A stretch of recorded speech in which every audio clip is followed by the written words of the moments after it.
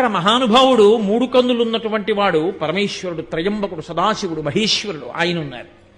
ఆయన పక్కన పార్వతీదేవి ఆయన తొడ మీద కూర్చునుంది. వాళ్ళిద్దరూ కేళియందున్నారు. అది కామక్రీడ అంటే పార్వతీ పరమేశ్వరుడు పురాణాల్లో చాలా చోట్ల ఎలా కనపడతారో తెలుసా అండి? కామక్రీడలో ఉన్నారని చెప్తారు. కామక్రీడ కేళి అన్న మాటకు అర్థం నేను తరచు చెప్తూ ఉంటాను. అమ్మది లాస్యం, అయ్యది నర్తనం. వాళ్ళిద్దరు ఎప్పుడు అలా కలిసి ఉండడం అంటే అర్థం ఏమిటో తెలుసా? అదే పనిగా అర్థం బద్ధం లేకుండా కామక్రీడలో ఉండడం కాదు. శరీరములకున్న అవయవములు కదులుతూ ఉండడం. లోకంలో ఏ ప్రాణిని చూడండి కదులుతూ ఉంటుంది. నేను ఇప్పుడు మాట్లాడుతూ ఇలా చేతులు కదుపుతున్నాను, తల కదుపుతున్నాను, కళ్ళు పెద్దవి చేస్తున్నాను, చిన్నవి చేస్తున్నాను, మాట్లాడుతున్నాను.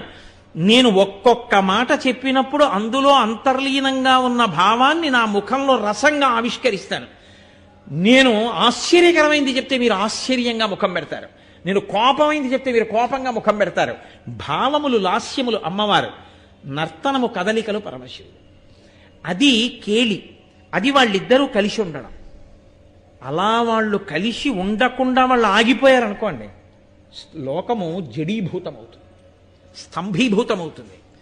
అలా దర్శనం చేయడమే అదృష్టం. అందుకే ఆ తాండవ నృత్యాన్ని దర్శనం చేసి నమస్కరించి వస్తారు తప్ప నా డ్యాన్స్ బాగుందా అని ఆయన అడగాలని ఎవరు అడగకూడదు.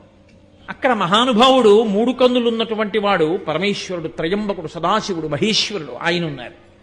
ఆయన పక్కన పార్వతీదేవి ఆయన తొడ మీద కూర్చునుంది. వాళ్ళిద్దరూ కేళియందున్నారు. అది కామక్రీడ అంటే పార్వతీ పరమేశ్వరుడు పురాణాల్లో చాలా చోట్ల ఎలా కనపడతారో తెలుసా అండి? కామక్రీడలో ఉన్నారని చెప్తారు. కామక్రీడ కేళి అన్న మాటకు అర్థం నేను తరచు చెప్తూ ఉంటాను.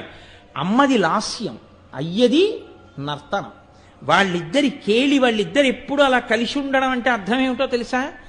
అదే పనిగా అర్థం బద్ధం లేకుండా కామక్రీడలో ఉండడం కాదు. శరీరములకున్న అవయవములు కదులుతూ ఉండడం. లోకంలో ఏ ప్రాణిని చూడండి కదులుతూ ఉంటుంది. నేను ఇప్పుడు మాట్లాడుతూ ఇలా చేతులు కదుపుతున్నాను, తల కదుపుతున్నాను, కళ్ళు పెద్దవి చేస్తున్నాను, చిన్నవి చేస్తున్నాను, మాట్లాడుతున్నాను. నేను ఒక్కొక్క మాట చెప్పినప్పుడు అందులో అంతర్లీనంగా ఉన్న భావాన్ని నా ముఖంలో రసంగా ఆవిష్కరిస్తాను.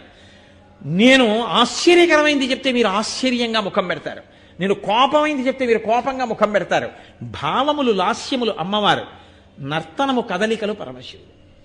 అది కేళి. అది వాళ్ళిద్దరూ కలిసి ఉండడం.